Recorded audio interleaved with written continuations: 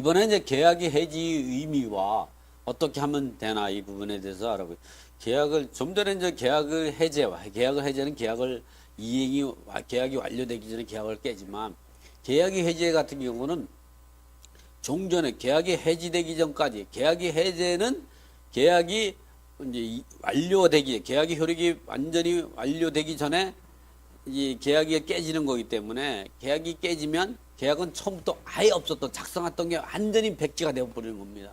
그러나 계약이 해지되는 건 뭐냐?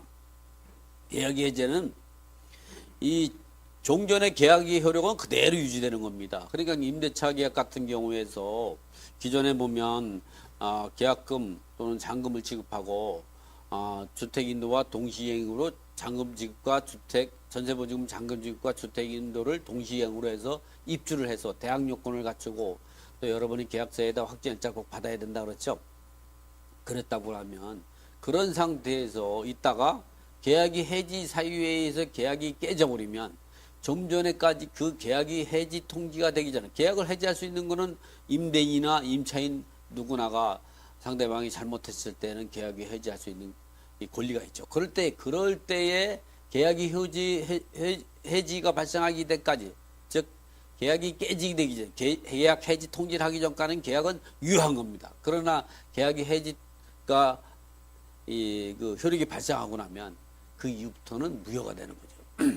그 부분은 그 계약이 해지 효력이 어떻게 있는가 부분을 보면 계약이 해지는 임대차 등 계속적인 계약 관계에서 그 효력을 장래하여 소멸시키는 것으로 계약 당사자의 일방적 의사표시로 장래하여 계약 관계의 효력이 발생한다는 점에서 계약 해지 이전의 계약 관계는 그 효력을 그대로 유지하게 되고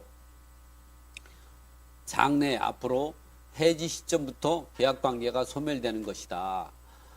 계약이 존속을 전제로 인도한 주택 등이나 또는 기타 보증금 등은 상호 동시행으로 원상회복하여야 하는데 이러한 해지권도 당사자의 약정에 의한 약정해지권, 특약에 의해서 계약에다가 특약사항에다가 어떠한 계약 기간 중이라도 어떠한 조건을 두었을 때는 언제든지 계약 당사자는 계약을 해지할 수 있다는 그걸 특약사항에 넣게 되면 이게 약정 해지권이죠. 또는 법리적으로 어떠한 요건을 갖출 때는 법정 해지권이 있다. 계약을 해지할 수 있는 방법. 임대차 기한 중에서도 임차인이 차임을 2기, 상가는 3기 이상 연체한 때에는 임대인은 최고 없이 계약을 해지할 수 있다. 여기서 2기 차임액이란 의미는 차임이 2달치를 말하는 겁니다. 예를 들어 한 달에 차임이 100만 원이다. 근데 이 100만 원이면 2달치면 200만 원을 200만 원 이상 연체하고 있어야 되는 겁니다. 예를 들어서 그 한 달은 50만 원, 첫 달은 50만 원, 그 다음 달은 50만 원을 지급하고 세 달은 50만 원이다 하면 세 달을 연체하고 있지만 연체한 금액의 합계는 150만 원밖에 안 되기 때문에 2기에 해당되지 않죠. 이럴 때는 계약을 깰 수 없는 겁니다. 또 계약을 깰 수 있는 기간도 있는데요. 계약을 깰 수 있는 기간은 계약을 깰 수 있는 기간은 이런 겁니다. 계약을. 여러분이 잘 알아둬야 되는 게 차임 2기 연체 시 최고 없이 계약을 해지할 수 있다. 해지할 수 있다는 것은 여러분이 2기라는 것은 월세가 100만 원이다. 이랬을 때 100만 원이다 했을 때는 200만 원 이상이 돼야 됩니다. 200만 원 이상 연체할 때 최고 없이 계약을 깰 수가 있는 거죠. 그런데 이 사람이 이제 최고 없이 계약을 깰 수 있다면 계약 해지 통지를 해야 됩니다. 이 계약 해지 통지는 내용 증명으로 보내도 되고 또는 문자 핸드폰으로 문자 메시지 또는 유선전화로 하지 마시고 이게 핸드폰으로 통지할 수도 있죠. 통지하고 증빙 자료를 위해서 녹취를 해놓으면 되죠. 이렇게 하면 이게 계약의 통지가 해지 효력이 발생하게 되는 거죠. 이렇게 되면.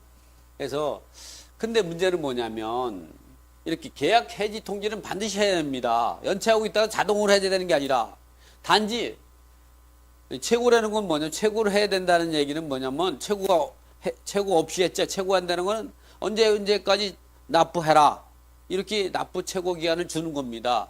그래도 납부하지 할 때는 계약을 해지 통지를 해야 되는 거죠. 근데 이거는 차임을 이기 연체하면은 이 최고를 줄 필요가 없으니까 그만큼 기간을 줄 필요가 없죠. 그렇다고 반드시 계약을 해지 통지를 해야 되는데 내용 증명이라든가 또는 핸드폰 문자 버시라든가 또는 핸드폰으로 하고 그 녹취를 떠놓으면 되죠. 그 통지한 효력이 증빙자료만 있으면 됩니다. 그래서 이런 것들은 꼭 문서로 할 필요는 없고 증빙자료를 남긴다. 그러나 이렇게 200만 원을 연체하고 있었어요. 계속해서 연체하고 있었는데 연체한 지가 한 30일이 돼서 30일 동안 연체하고 있어요. 이럴 때 이 계약 통지를 30일 되는 날 이 통지를 하려고 생각해. 근데 하기 전에 한 29일 정도라든가 이 30일 날 되는 날 통지하기 전에 10만 원만 내잖아요. 그럼 계약 해지할 수 없습니다. 200만 원에 달하지 않는 거죠. 그래서 여러분들은 반드시 연체하고 있을 때는 해지 통지를 빨리 하고 나서 해지 통지를 다시 철회하는 부분들은 다시 또 상의해서 또 하면 되는 거니까요. 이렇게 우리가 해야 된다. 또 이번에는 뭐냐면 차임을 2기 이상 연체한다 이런 때는 차임을 두 가지로 하죠. 선불로 하는 경우가 있어요. 보통 이런 경우는 이제 보증금이 적고 월세가 많은 경우 선불로 하죠. 계약할 때 아예 한 달치 월세를 받는 거죠. 또 후불로 하는 경우도 있죠. 한 달 지나서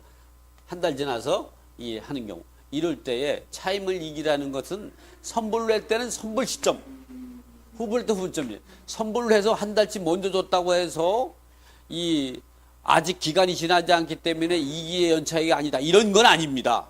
선불로는 선불로 해서 그러니까 예를 들어서 2018년 5월 1일 날 계약을 했어요.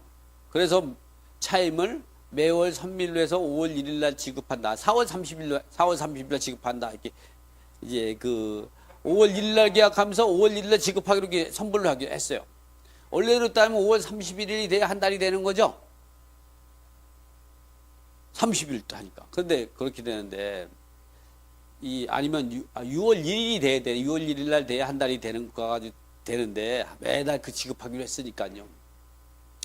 그런데 이게 5월 선불로 했다면 이럴 때에 이 차임인 이기 연체는 언제 갔냐?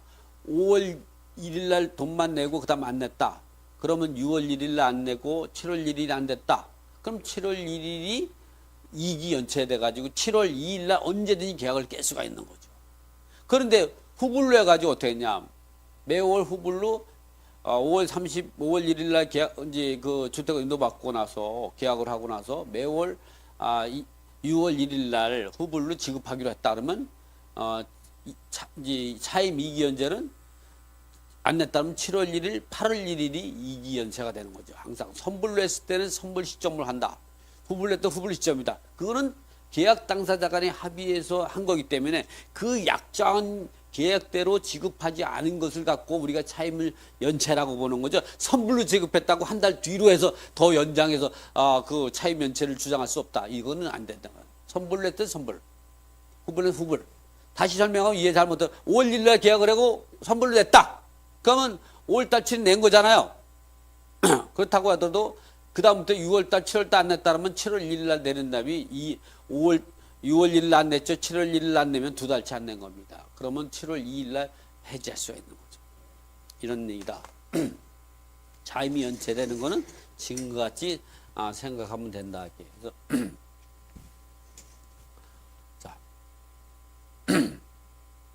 임차인이 임대인이 동의 없이 그 건물을 권리를 전부 또는 일부를 양도하거나 또는 전대차 했을 때에는 이것도 임대인은 계약을 해지할 수 있는 거죠. 할 수가 없는 거죠. 민법 629조에 의하면 전대차나 임차권을 양도하는 경우는 임대인이 동의를 얻도록 되어 있습니다.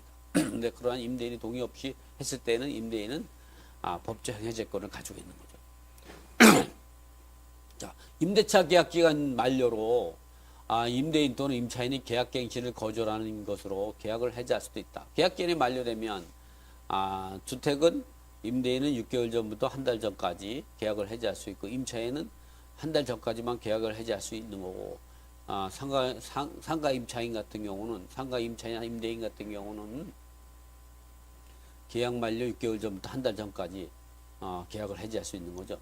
그 기간에 해지하지 않으면 해지가 뭐 해지하지 않으면 묵시적갱신이 되는 거죠. 이렇게 우리가 지금과 같이 보면 계약이 해지 의미와 그 효력에 대해서 알아봤죠. 그 계약이 해지는 이제 계속적인 임대차 관계에서 종전의 계약은 유효로 하고 그 해지 이후의 효력이 계약이 무효가 되는 거다. 그래서 종전까지 계약은 유효하다. 이러한 계약의 해지에는 법정 해제와 약정 해제가 있다는 것을 알아봤습니다.